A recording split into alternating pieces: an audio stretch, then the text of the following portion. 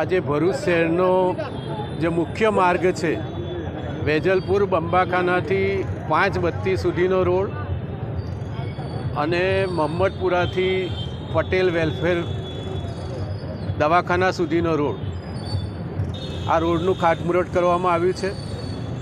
કુલ રૂપિયા 4,10,80,000 રૂપિયાના ખર્ચે, એટલે અંદાજિત 4,11,00,000 રૂપિયાના ખર્ચે આ કામ થવાનું છે.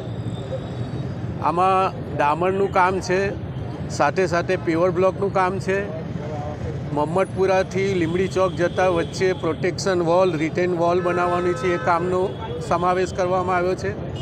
અને બી ડિવિઝન પોલીસ સ્ટેશન પાસે જે નવું પ્રિકાસ નાળું બનાવવાનું છે, એ કામનો પણ સમાવેશ કરવામાં આવ્યો છે. કુલ મળીને અલગ અલગ પ્રકારના 4 કામો ભેગા થઈને 4,11,00,000ના આ કામનું ખાતમુહૂર્ત થયું છે. રાજ્ય સરકાર મુખ્યમંત્રી શહેરી સ્વર્ણિમ સડક યોજના અંતર્ગત આ કામ મંજૂર થયું છે. આ પ્રકારનું બીજું કામ ભરૂચમાં રેલવે સ્ટેશનથી જૂની આરટીઓ ઓફિસ સુધીનું પણ આ જ પ્રકારના મોટા ટેન્ડરથી કામનું આયોજન અત્યારે પ્રક્રિયામાં છે. આજે ચોમાસા પહેલાં આ કામમાં ડામર સિવાયનો જેટલો પાર્ટ છે, પ્રોટેક્શન વોલ, નારું અને પેવર બ્લોકના કામ, એ પૂર્ણ થશે. અને વરસાદની સિઝનને ધ્યાનમાં રાખીને જરૂર લાગશે તો ડામરનું જે કામ છે એ ચોમાસા પછી પણ કદાચ હાથ ધરીશું. ભરૂચના નાગરિક ભાઈઓ બહેનોને, ખાસ કરીને જૂના પશ્ચિમ વિસ્તારના ભાઈઓ બહેનોને આ કામથી ખૂબ મોટો લાભ આવનારા દિવસોમાં થશે.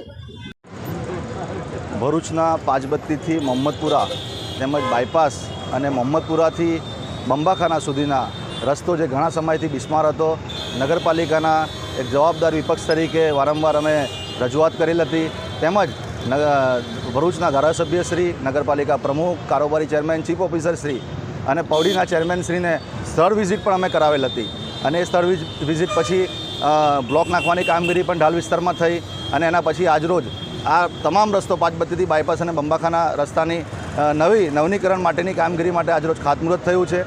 અને ખાસ કરીને અમે પ્રજાને પણ કહેવા માંગીએ છીએ, આ કામગીરી જે શરૂ થાય એટલે લોકો સહકાર આપે અને નગરપાલિકા પણ આ તમામ કામગીરી પોતાના અધિકારીની દેખરેખ હેઠળ કરે અને સારી ગુણવત્તાવાળી કામગીરી થાય.